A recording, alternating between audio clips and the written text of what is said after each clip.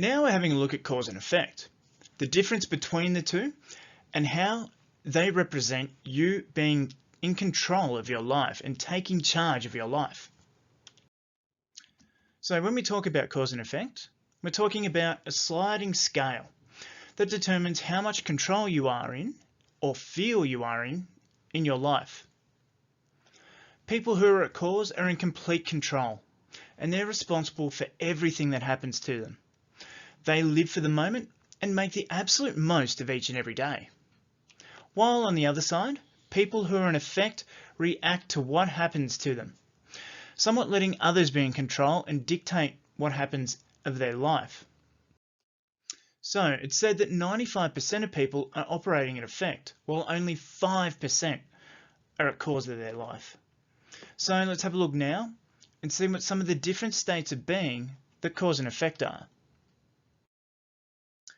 So you can see here that when we're in effect, we're controlled by our external world.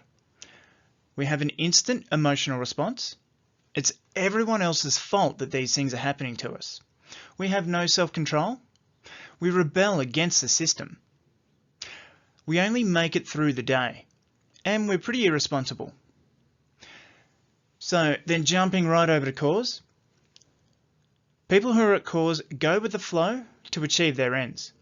They direct their emotions. They're not reacting to it. They're not being controlled by it. Now, if it's to be, it's up to me. They see it as, I'll do it. They won't wait for anybody else to do it. They'll do it. They're directed by their inner self and their spirit. So they're living their purpose. They're directing everything they can to achieve their purpose. Now, they work the system. So they'll find the rules, whatever the regulations of it, and work it to their advantage. This is a little bit of that law of requisite variety, being the most flexible element in that system. They live for today, and they're responsible. They're able to respond. While people who are somewhere in the middle there, they attempt to control the external world, which can be very tiring and very hard to do. They suppress their emotions. They take everything personally. It's my fault. Now they're controlled by others and systems. So what someone else tells them to do, or what the system tells them to do, they live that way. They're controlled by the system. So they will just do what the system tells them to. They live for tomorrow. Tomorrow's going to be a better day. And they're totally responsible for everything. So everything rests on their shoulders, which can be a bit of a hard way to live. So it's definitely better for us, if we want to achieve things, to start to live at more cause. And now continuing on with that, being once again at effect, my feelings and reactions are controlled by external events and substances. Their unconscious is out of control, and they have no goals. They're living day to day, check to check, that sort of thing. While at the other end at cause, my feelings and reactions are controlled by internal events. So they're very good at seeing things for what they are, recognizing what's happening, and reacting appropriately in each situation. And they're able to control their reaction.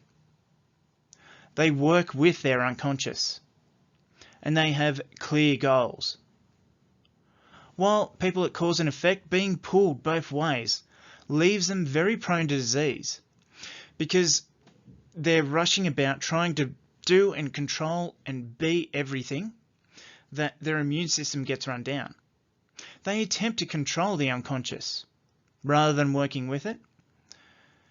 And they have dreams rather than goals. They would like to have the success, whatever else comes with that, but they don't know how to put it into a way where it's structured, which we'll get into in the next section. So the question comes down to you. Are you going to be a cause or effect of your life? Now, this can be hard to map as it's a sliding scale, both one way and the other. And it's possible that there are certain areas where you'll have no direct control over, while there are other parts where you will have that absolute control. It's up to you to dictate how much control you actually want, have, and will be responsible for. While those parts that you have no control over, going with that flow.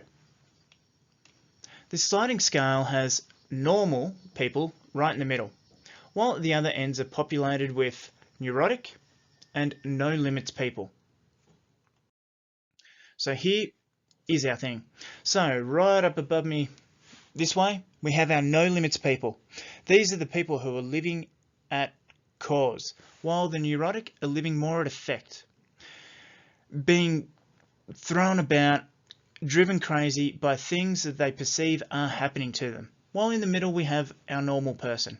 Our normal, get up, go to work, do the things, try to control everything for their favour, rather than this person here going with the flow of things. That's where we're at. So strive to be that no limits person. Strive to do everything you can within reason, of course, and make sure it's ecologically correct, to do what you want, to start living your dreams, turning those dreams into goals, and really getting the most out of each and every day.